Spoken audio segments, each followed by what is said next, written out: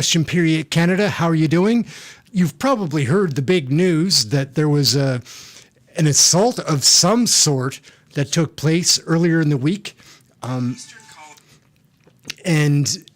I think what's going to come out of this is more dividing and distracting, straight from Trudeau and CHRYSTIA FREELAND's playbook in how they're going to drown Canadians, like put us underwater. They're going to take this circumstance, which seemed very set up. Like we'll check out the videos, and we've got some other videos to check out too, because I want to see what other Canadian news sources are saying about this and completely cover the issue just to see how it all went down. Let's start off by jumping straight into the footage. It's Freeland. We've got that right here. The IRGC is not a terrorist group. Why is your government supporting Islamo-Nazis? What? So he slams him. You're under arrest for assault. Why are you pushing me? You're under arrest for assault. You're under arrest for assault. Police. They run off. Police, you're under arrest for assault. How am I under arrest? You bumped into me. You pushed into me. You bumped. I was just scrubbing. I got my credentials here, and you just bumped into me. So excuse Police, you're under arrest. What is your name and your badge?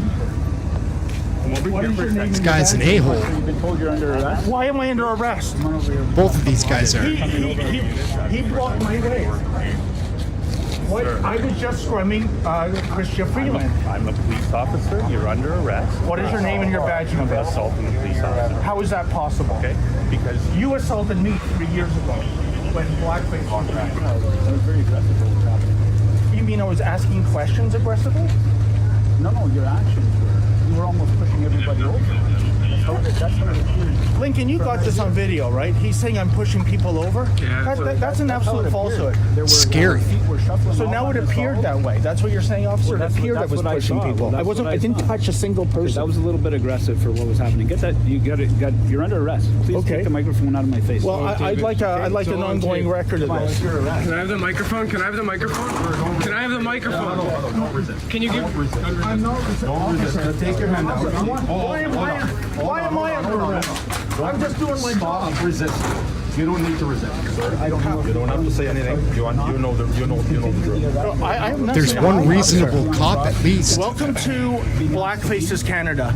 This is what they do to journalists. I was merely scrumming Minister Freeland, and a RCMP officer blocked me, and evidently this is now a trumped-up charge of assault, folks.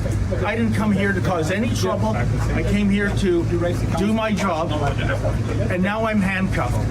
This is your Canada now, folks. You know, He's this maintaining is the composure. Gestapo taking blackface's orders. Outrageous. And meanwhile, the Islamic Revolutionary Guard Corps is not a terrorist organization. Is not a terrorist organization. And these liberals have the audacity to show up at a vigil for a plane in which almost 200 people were killed, 57 Canadians, one unborn child, by the way. And look at this. They don't want, it is against the law in Black Faces Canada to ask insensitive questions, impolite questions. So a Canadian government that props up an Islamo-fascist regime, that's okay. But if you ask questions about that, that's not okay. This is an absolute outrage. I didn't come here to cause trouble, folks. I just came here to ask questions. You're gonna have to back up a little bit. Apparently, Okay, they're conducting an that's my investigation. cameraman, sir. He's not doing anything. No, I just want to provide some space so that everybody's safe here. Okay. So that's pretty wild. And like I say, I believe they're going to try to divide and distract Canadians now on this issue, because like if you watch that video, you're very much siding with the reporter, right? Like who in their right mind would be siding with the liberals? He didn't assault anybody. The cop assaulted him and then proceeded to abuse him further, bullying him, assaulting him more. They were so hard. That was an unnecessary arrest, even if it was necessary. They didn't need to be slamming him into walls like that. Is ridiculous. So something had happened last year with CHRYSTIA FREELAND where she was allegedly assaulted, and now we've got The man footage made of it this. clear who he was looking for. CHRYSTIA, what the are you doing in Alberta? You traitorous province. You don't belong here. Today, Prime Minister Justin Trudeau condemned the harassment. Threats, violence, intimidation of any kind are always unacceptable, and this kind of cowardly behavior threatens and undermines our democracy. It looks like the event was planned. This anti-hate expert says the man in the video subscribes to anti-government conspiracies and COVID-19 misinformation. He also took part in events supportive of the Freedom Convoy. There's a rage machine that keeps turning this out, essentially, and presents the political leaders or politicians in general as the enemy. We're seeing increasingly people in public life, people in positions of responsibility, particularly women, racialized Canadians, people of minority or different community groups being targeted. Politicians denounced the attack and posted messages of support for Freeland, including several high-level Conservatives. We have to put an end to it and demand that everybody treat other Canadians with respect when we debate political ideas. It is not okay. We need protection, especially for some of the, our senior, most recognized ministers. Former Cabinet Minister Catherine McKenna often had to beef up her security after facing threats, and there have been other recent examples. You turn your back on the people! Protesters screamed at NDP leader Jagmeet Singh at an event in May, and the Prime Minister was hit by gravel while campaigning last year. Targeted. This expert says beefing up security could be a challenge. These resources need to come from somewhere, and the RCMP is already short-staffed. Freeland's office wouldn't comment on her security. She says she'll continue to visit the province. Alberta's RCMP wouldn't confirm an investigation. Ryan Patrick Jones, CBC News, Toronto. Canada's. All right, so there's just another piece on how somebody, a Canadian citizen, I suppose he was out of order, like trying to approach her, but they're calling that an assault. In my mind, I've been assaulted, and that's not an assault in my mind. Like, it's just ridiculous. But now we're going to go flip back to the Rebel News story and see what some of the major news outlets are saying about that, because when you watch the video, the original video, it can only, to me at least, it can only seem like that cop knew what he was doing. He slammed himself into the reporter and continued to keep it like at a very high level of elevation when the situation did not warrant that at all. He was asking a politician a question, and he's a reporter. That's what he should be doing. So let's now jump into what CTV was saying about the incident from earlier in the week. Rebel News is threatening a lawsuit after an altercation between one of its employees and the Deputy Prime Minister's security detail. Here's CTV's Annie Bergeron-Oliver. Ms. Freeland, how come the Deputy Prime Minister was on her way to an event in Richmond Hill, Ontario. Why is your government supporting Islamo-Nationalism? When Rebel News' David Menzies tried to ask a question, she didn't answer. Then Menzies and an RCMP officer make contact. You're under arrest for assault. The RCMP telling Menzies repeatedly he's under arrest for assault. That prompts this prolonged interaction. How am I under arrest? You bumped into me. You pushed into me. Menzies is then cuffed and put into the back of a police car. He was later released without charge. In a statement, Rebel News says, we have retained legal counsel and expect to sue the RCMP, York Regional Police, and Freeland as soon as this week for false arrest, false imprisonment, malicious prosecution, and assault. The Deputy Prime Minister's office says they won't comment on matters of Freeland's security, while the RCMP says it's looking into the incident and dividing and distracting. He was certainly crowding the minister, but certainly not in any way threatening her. And I just thought it was totally unnecessary by the police officer to actually stop and arrest him. Menzies has been arrested at least 4 times while working for Rebel News. There was one nice cop. As a generally I remember that too. Outlet. In 2019, he was forcibly removed from an Andrew Scheer campaign event. Then again in 2021, following an encounter with Conservative MP Melissa Lantsman. You are a thug. You are a thug. What are your names? And in December 2021, there was this incident involving members of the Prime Minister's RCMP detail. Certainly all the RCMP officers know who Mr. Menzies is as well. So this didn't come as a surprise to anybody. So the debate will be, was it an assault? when the arrest was effected, was it too aggressive? In a tweet, the Conservative leader said this was an attack on press freedom and linked to a Conservative Party petition calling for support and donations to stop censoring Canadian journalists. We're going to defund the CBC.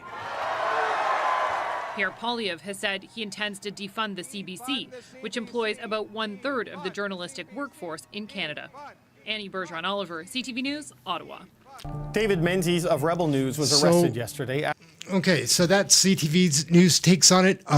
It'll be interesting to see if they touch on the piece of the story where Poilievre is going to be or plans to defund the CBC.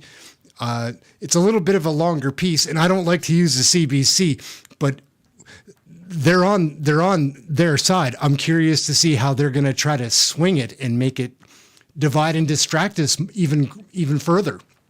And I believe that they will. Maybe they'll take a true journalistic approach. I'd be very, very surprised. So let's take a peek at that. After an altercation with the RCMP while trying to ask Deputy Prime Minister CHRYSTIA Freeland questions about Iran. Here's what happened. Ms. Freeland, how come the IRGC is not a terrorist group? Why She's is your government smirking. supporting Islamo now? She knows what's coming. Look, slams, puts his arm out. Arrest for assault. Why are you pushing me? You're under arrest for assault. You're under arrest for assault. Police, you're under arrest for assault. Cop's an animal. You pushed into me. I was just Did not swerving. push into me. I got my credentials here and you just bumped into me. So excuse me. You're under arrest. What is your name and your badge? True psycho right there. Not all cops, but many cops are not designed for the job. In a statement to CBC News, York Regional Police, who were assisting the RCMP security detail, wrote, "It was determined that no credible security threat existed and the subject was released unconditionally shortly thereafter." Conservative leader Pierre Poilievre has commented on the video on social media, writing, "This is the state of freedom of the press in Canada in 2024 after 8 years of Justin Trudeau." And the CBC has just received this statement from the RCMP. As publicly reported, RCMP protective policing resources were involved in an incident while deployed on a protective operation. The RCMP is looking into the incident and the actions of all parties involved. No further comment is available at this time. Now, Rebel News says it may sue both police forces and Minister Freeland. Did the police overstep here?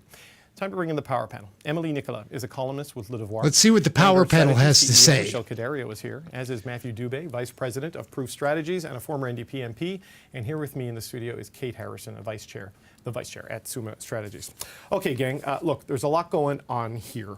This is not the first time David Menzies has been arrested. He was arrested for harassing, allegedly, Melissa Lantsman, a Conservative MP, a candidate at the time, and there's a whole bunch of things about Rebel News that we can get into in this conversation. But Michelle, I just want to start with you. You worked with Paul Martin. The RCMP security detail was around him when he was Prime Minister. Very different media environment than the one we're dealing with now. What did you make of what we saw in that video?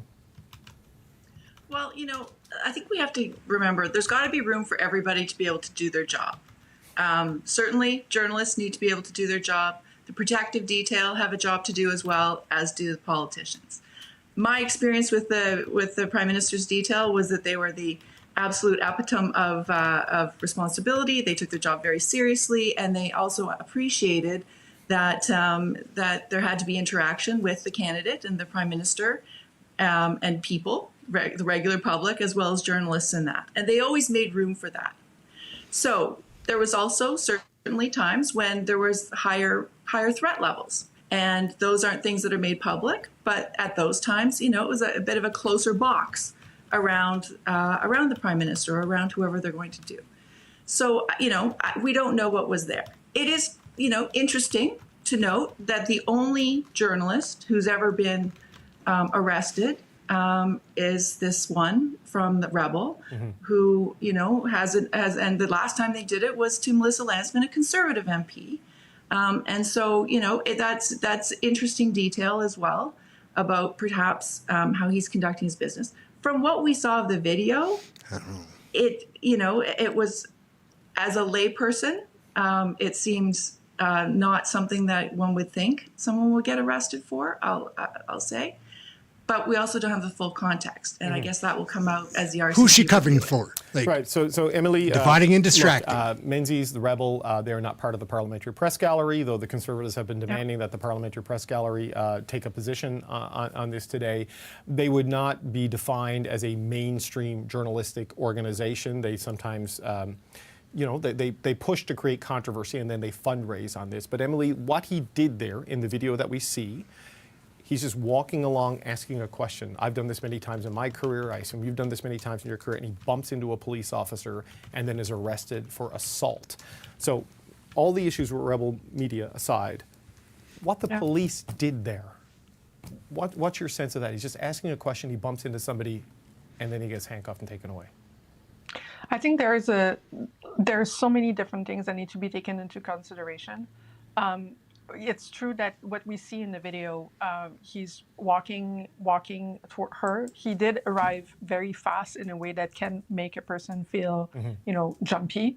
And that's probably part of what happened. And if you make a person feel jumpy and they see you there with Rebel News and they don't, consider you a real journalist, they might escalate more than if they saw a CBC mic. That might have been part of the very instant, because it happens in a snap, a couple of seconds after what happened. There is a way for security to make sure that a person leaves an elected official personal space while they're asking questions without arresting them. And that's not what ensued. And so that's also an issue. There's a third issue that is not necessarily directly related to the video that I just want to put out there, is that there are a lot of women in politics who are being harassed physically by citizens who follow them everywhere.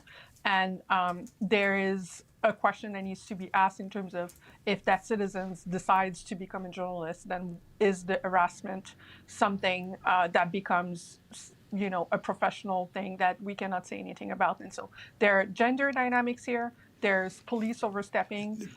There's the issue of the what are the gender dynamics and that specific person's reputation.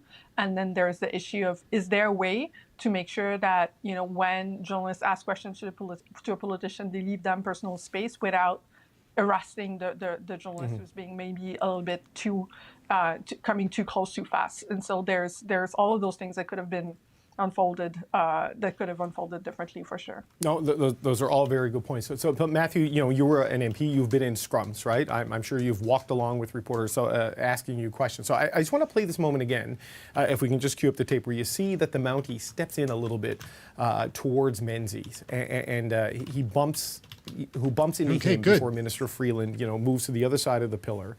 And then Menzies said, "Excuse me." Look at her grinning. He's being arrested. She knows. For assault. Now, I've banged in to the Prime Minister's security detail, Matthew, a few times in tight things. I've never been arrested for this. Is this a case of the police overstepping? Because while Emily makes very good points about the harassment of women in politics, Menzies was detained for assaulting a police officer and then later released. Is this overstepping? It's a good question, but I think there's a few things that are important context. I think the first is a point that Michelle raised earlier about not knowing the full threat context around, Minister Freeland in this case, and obviously politicians more generally. There's definitely a jumpiness that Emilie alluded to as well that I think comes into play when there's certain factors to consider. And listen, I mean, I don't want to do a sports instant replay thing here on the video, but you wonder sometimes if the individual in question is deliberately being confrontational with security detail in a way, to your point, even alluding to yourself, David, would not be. It's clear when it's an accident versus someone who's trying to be confrontational for the purpose of the format that these individuals are engaged in and the subsequent fundraising campaigns and social media attention that it garners among a particular audience. And it's perhaps not to be ignored, we've mentioned it a few times, that the Conservative deputy leader now, of all people, then candidate Melissa Lantsman, was also involved in a similar incident. So when you see a pattern begin to emerge, you do start to question the way that the individual behaves. You start to wonder what I don't think how the individual is being perceived. I suspect that there's a conversation to be had about whether the the security detail needs to be better briefed about individuals like this if they are going to be getting into these types of sort of clickbaity, if you'll forgive the expression, confrontations with politicians. But yeah, it's a very fine line, but this is an unfortunate result, I think, of the climate that we're in. That's very different than being in the House of Commons with accredited journalists scrumming a former MP, to stick with the example that you drew out just a moment ago. Okay, what's your read on all of this one? Yeah, I mean, what I observe is an obvious overstepping by law enforcement. I do think if we were talking about this instance with another journalistic entity, frankly, I think if we were even talking about it as a member of the public, and I think back to that incident in 2022 with Minister Freeland being obviously harassed verbally in Alberta, at a hotel check-in. Exactly right, and no consequence for that when I think it actually would have very much been warranted. And then the treatment of this, I think it's right for people to look at these two instances and say, okay, there seems to be a misapplication here of the law or how it is being enforced. So I think it is an obvious overstep, and had you taken a beat to answer the question, or had law enforcement not intervened in that way, that clip, that kind of fundraising moment that Matthew is talking about wouldn't have been provided. And in fact, those kind of interactions happen on an almost daily basis with Rebel News and with other, I'll say, non-traditional media outlets where the questions are asked and ignored and those clips aren't provided. Because of the way law enforcement handled this situation, they've been able to kind of make a moment out of this. And the longer they go without providing detail, like the statement that you referenced, the longer without clarifying this, the bigger window that becomes. So, Kate, just to stick with you, the Conservatives have jumped on this, right? Because everything is an opportunity to play wedge politics now. They say this is after 8 years of Justin Trudeau, press freedom is under assault because journalists are being arrested for asking questions. Now, they don't mention that Melissa Lantsman, this incident a couple of years ago, where the same guy was arrested for whatever his interactions were with her. What do you make of that? I mean, we have seen Pierre Poilievre abuse journalists who work for Canadian Press and CBC for asking questions, belittling them, in scrums on live TV. The true colors show. Right. There. So, I mean, what do you make of this tactic that they're employing here today on this one? Yeah, I think what we see them acting on now stems from the legacy beef that they have with mainstream media and kind of the relationship with government, right? So this adds another layer of complexity to what the Conservatives feel is a very favorable treatment by this government towards mainstream media organizations. They would probably point to, C-18 and other legislation that has largely benefited mainstream organizations as being demonstrative of the closeness of that relationship.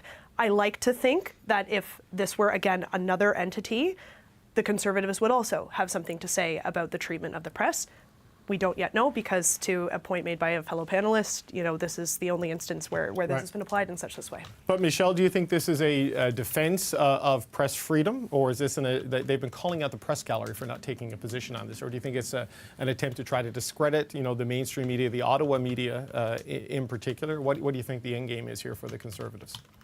It's complete and utter hypocrisy is what it is. And they're just taking, a certain situation and trying to make fuel out of it. He was absolutely silent on press freedom and arresting journalists when this happened to Melissa Lantsman. It's incredulous to me that he's actually being taken seriously in terms of this statement that he's saying. Like tone it down and come back to reality. If there may be a operational issue that happened there, but I hardly think that Pierre Poilievre has all of a sudden become the grand master of standing up for journalistic integrity and press freedoms in society. Emily, how much money do you think that lady is getting paid to be on the I do big think panel that there's here? obviously partisan politics at play. At the same time, regardless of the messenger, I think there is a message that is worth or a conversation that is worth to be had, more generally speaking, in terms of what are the limits. There's something to be balanced, I think, in a climate where there's more and more people who are being just very angry with politicians, with reasons we might very much agree with or not agree with, and how to deal with that, how to let that anger express itself. We've seen several incidents, for example, in the last months of people calling on elected officials to call for a ceasefire, in Gaza, and you know, talking, for example, coming up to Mélanie Joly in a way that's very close. Nobody was arrested, and I think it's important that people continue to be able to do that.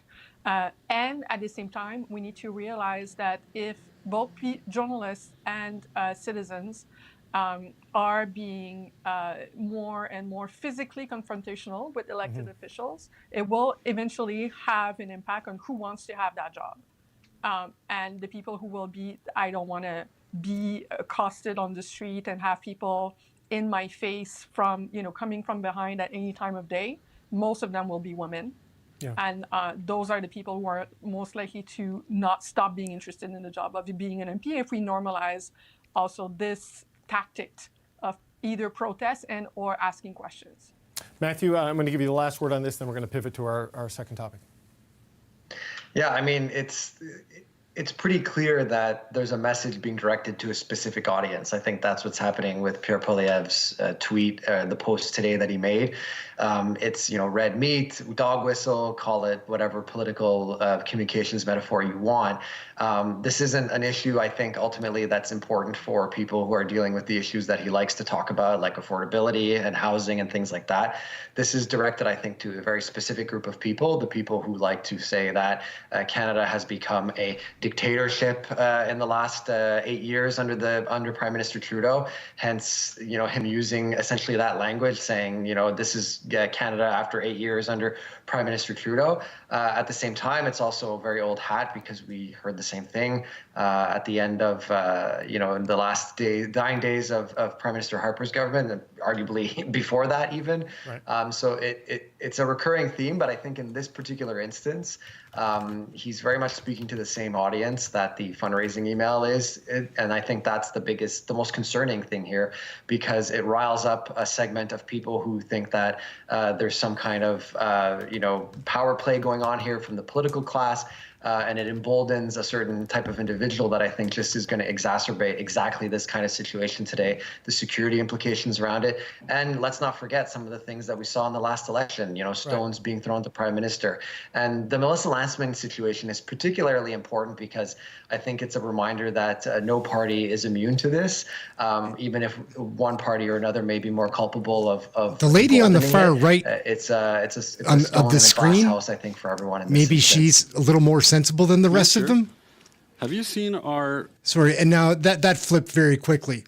The next thing I want to show is from a video that we found. And I assure you, watch this video, and if there was a security detail on hand, CHRYSTIA Freeland would have had Jasraj Halong arrested for assault, for just asking a question. Like, in my opinion, CHRYSTIA Freeland has no self-respect, because if she did, she wouldn't behave the way she does. Like, she's disgusting. And again, I didn't know that until I started really watching these politics like 4 months ago. So I'm just new to it. But I feel so burned because they did have me fooled until I started watching them and see how they behave, which is, it's not the way that I want Canadian politicians behaving. Like, I know they're all politicians and they're all clowns, but this current Trudeau cabinet is by far the worst. So let's just take a look at Jasraj, and you ask this question to yourself. Do you think Freeland would have had him carried away on assault charges if she would have had the ability to do so during this video?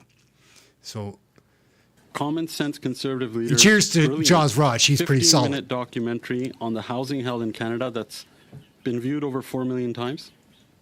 I am certainly familiar with the Conservative scheme on housing.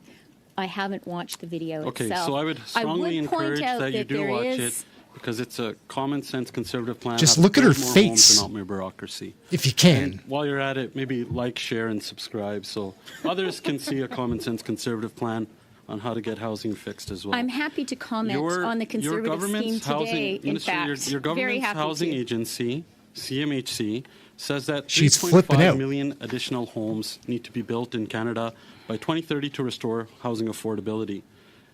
Your housing agency, the same one, the head of that agency says that, it said 2 days ago at the Senate Finance Committee that your government has no plan to reach that number.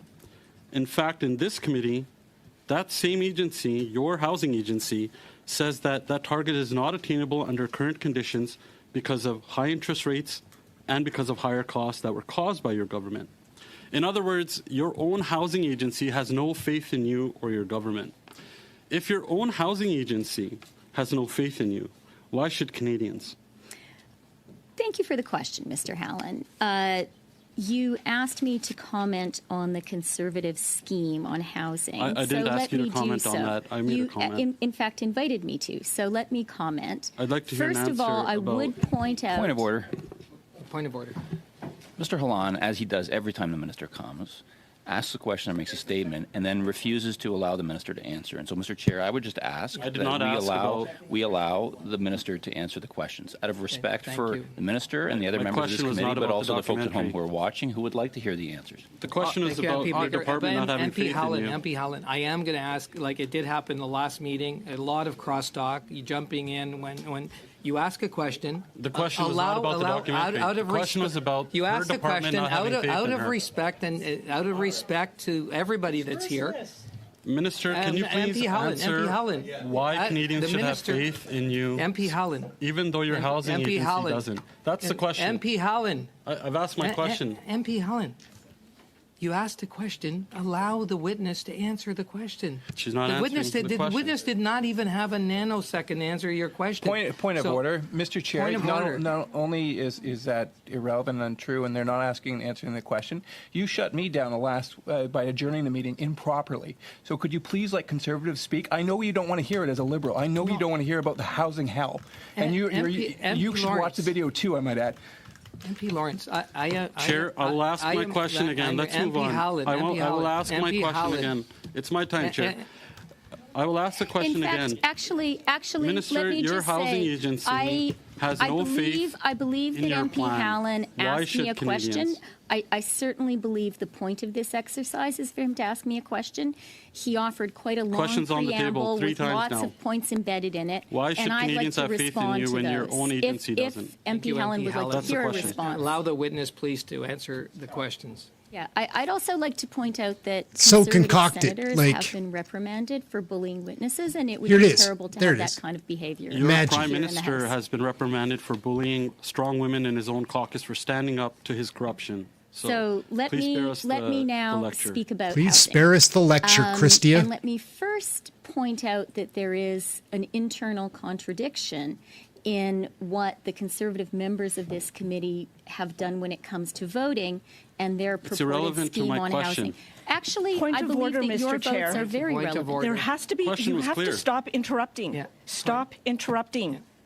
So I'll move on. point I'll of move order. on. No, I I'll haven't actually move- finished I'll answering. move on. It's my time, and I only have No, limited I'm time. afraid so- actually it's time for so, questions and answers, Minister, MP Hallen, so I would like Minister, to answer this is because the I have reason things why, to say and about this is housing exactly because the we have a reason plan. why your non-answer proves why Canadians and your own housing agency has no faith in your government to Point of order. meet the target. Point of order. What this order. proves is that the Conservatives do It's not not a want to point actually of listen order. to the Point of answers. order. Not The a point point of of order. order is, excuse me. Point of order. I'll listen Excuse to- me. I have listened to you interrupt the minister and not allow her to Debate. speak. That's I not a have the point of right order, Mr. to make Chair. a point That's of not a order. point Now of I'm being order. interrupted and heckled during my point of order. Please, Chair, please, I'm asking you. Minister Freeland has the right to respond to This the is not a questions that point are of order, put Mr. to, Chair. and this is not. This is Do a your point job. of. Now I'm being heckled and interrupted. It's not a during point my of order. Point of This order. is a breach of process. This is. Thank you. Yeah, okay. It's not a point of Witnesses order. have. Here's, okay. I will move on. MP I can't, Lawrence and MP Chair. Hallen. This has descended so badly now that I'm being interrupted during my point of order. Yes. Okay. Members, first off, stop the crosstalk, okay? Stop the crosstalk. I'll And the move on. other thing is, MP Hallen, MP Lawrence, any MP, is we have interpreters here. You know, there's a lot of screaming going on. If members screaming into the mics, I think in my opening remarks I explained the danger, the health and safety to our interpreters. So I would ask, that is with crosstalk, that is with screaming, that is with not having respect and decorum here in this room. I think that is what we want. Point of order. Yeah, we are looking Point for of order. respect and decorum. Point of Please order. don't MP Lawrence. crosstalk. And I raised my voice at a reasonable tone, and you did not recognize it last meeting. So that's why I have to raise my voice, because I'm hoping you'll hear me, Chair. I can hear you, MP Lawrence. Chair, I can Chair, with respect, I'd like to move on to my next question. Okay, so whoops. So that's another video. Do you think that she would have had Jasraj dragged out of there in cuffs if she had the opportunity? She started bringing up bullying and sexism and everything. He was asking her to read a number from a book, and she would not do it. He was telling her which page it was on, argue about that. She wouldn't give an answer. I don't believe this lady feels a responsibility to any Canadian. And if she had any level of self-awareness, she wouldn't be this way. She's not responsible to herself, in fact. She's just a hard watch. Anyways, to go out, we're gonna what's up, just Aaron here. Wrap it up on this one. Can you believe there's almost 4 weeks left before they sit for another question period? This is just Poilievre. Almost 4 weeks.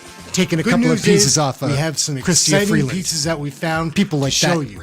This first one is going to be of Pierre Poilievre when he was a brand new opposition House leader.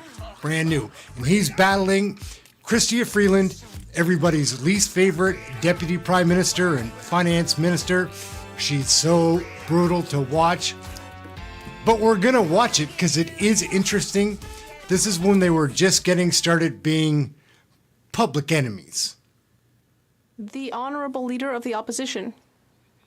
Honourable Deputy Prime Minister, for her kind words and her congratulations. And I look forward to being able to congratulate more young families on the ability to buy their own homes. Unfortunately,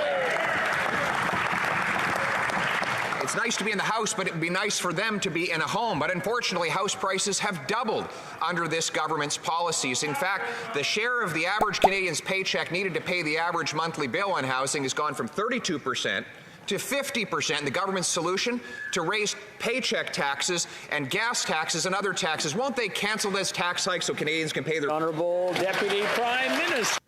So that's just about as friendly as this debate gets. They're going to be going back and forth, head to head, taking pot shots. Chrystia is going to be telling tall tales. It is very interesting, especially when you know there's been a little bit of time between now and then, and things still aren't working out. Prime Minister. Mr. Speaker, we've just heard EI premiums mentioned, and so I want you to guess what EI premiums were in 2015. $1.88. And guess who was the minister in charge? The current Conservative leader. Now guess what EI premiums will be next year? $1.63.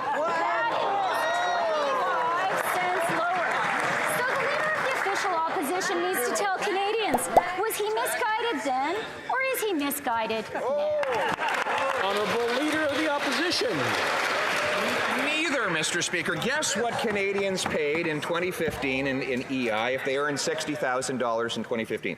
$930. Guess what they pay now? $948. That is an increase. Furthermore, if you look at total payroll taxes, they've gone from $3,400 to $4,100 under this government. That's a $700 increase, and the government plans to raise EI premiums. That's the paycheck tax on January 1st, along with other taxes. Why won't they cancel these tax hikes so Canadians can pay their bills? Now let's take a quick look at the question again, just so we remember how much she dodges answering this. Why won't they cancel these tax hikes so Canadians can pay their bills? The Honourable Deputy Prime Minister. Mr. Speaker, I would like to remind the Leader of the official opposition of something he should have figured out when he was the responsible minister. The CPP and EI contributions every working Canadian makes are how we all pay for our retirement and how we create a safety net for every Canadian in case we lose our jobs.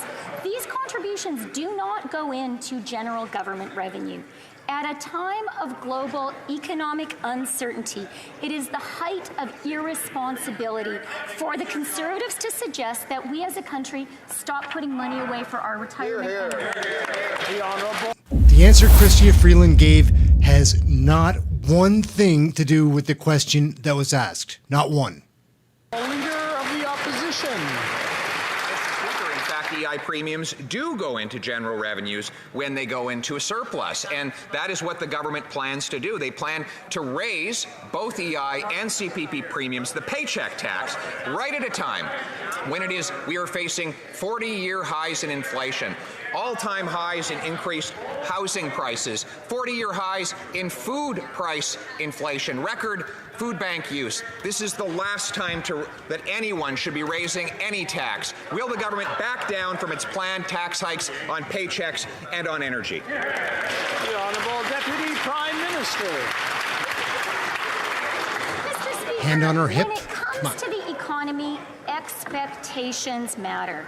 And that is why it is so irresponsible for these Conservatives to talk down the Canadian economy.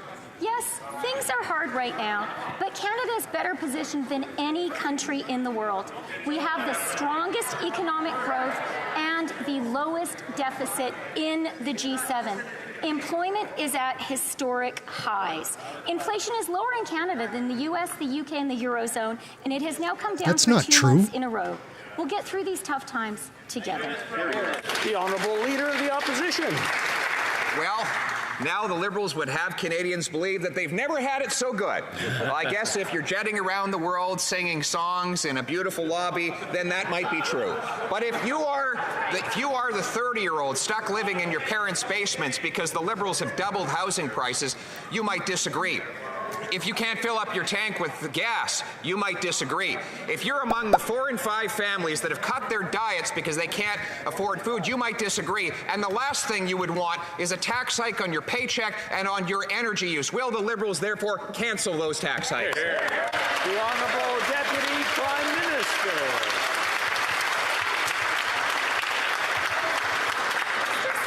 If you are a Canadian struggling today to make ends meet, the last thing you're going to want to do is trust these highly irresponsible Conservatives. After all, just this spring, their new leader described crypto as, quote, a way to opt out of inflation. Since then, Bitcoin has crashed by 56%.